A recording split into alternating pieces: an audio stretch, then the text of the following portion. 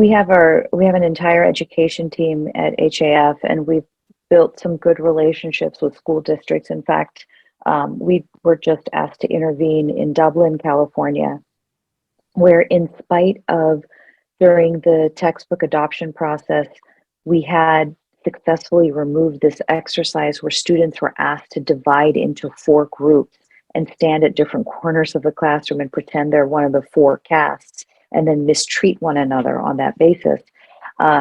They were still doing that exercise in Dublin.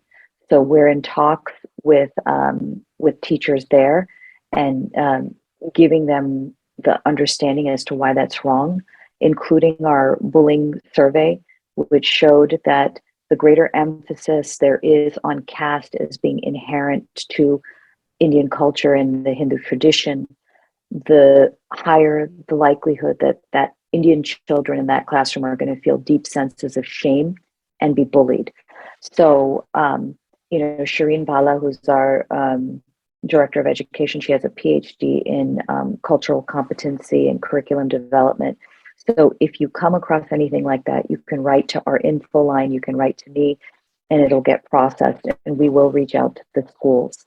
If it's a district issue, we'll reach out to the district. If it's a state issue, those things are a little bit harder because they're built into a process every few years.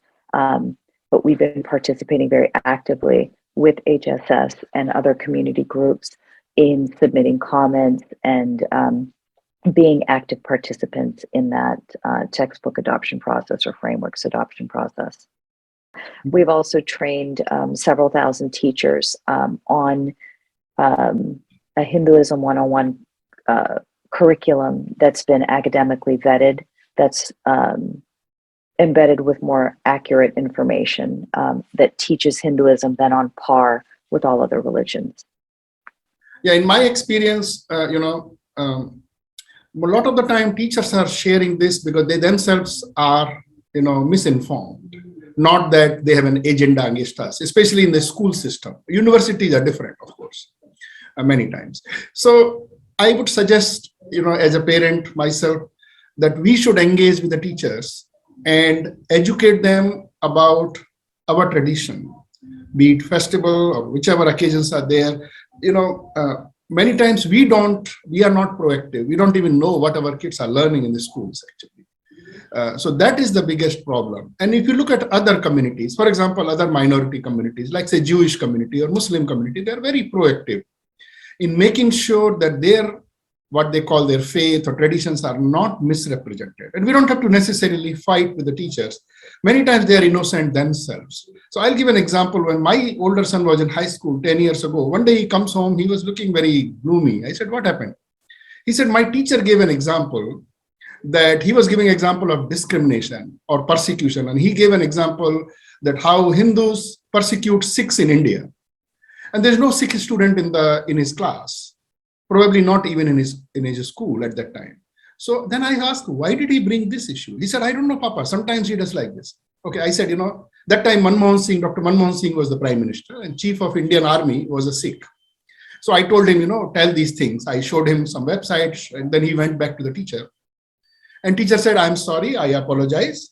I have a friend who told me this, a Sikh friend, he told me this, and that's why so basically the point is they get this misinformation either from textbooks or from some motivated sources. We have to be watchful and correct the teacher in a respectful manner. And I'm sure most of the time, in high school, at least 95% of the time, middle school, high school, they will be sympathetic. So I would like to end on one note that yes, we have discussed these problems, but there is a lot of respect for our community, for what we do. One way to counter this fake narrative is that if you look at how Indians have organized themselves in this country, there are thousands of Indian clubs. They are based on region, they're based on language, they're based on interest, but there's not a single club which is based on religion. Let's bring all the pundits together and let's have a pundits club. It does not happen that way. So I think that's a very clear evidence that Indians, and we tend to sort of immediately buy that and we should stop doing it. We do not have clubs which are based purely on this so-called caste hierarchy. Who's a Brahmin in Gujarat versus who's a Brahmin in Punjab versus in Tamil Nadu? No idea. We don't have much common with each other, except that we are all Indians. So that part is very important to keep in mind, that you just look around you. Does that happen? If Andhrites hang around together, that's not based on caste. That's based on regional identity, language, food, culture, whatever it is.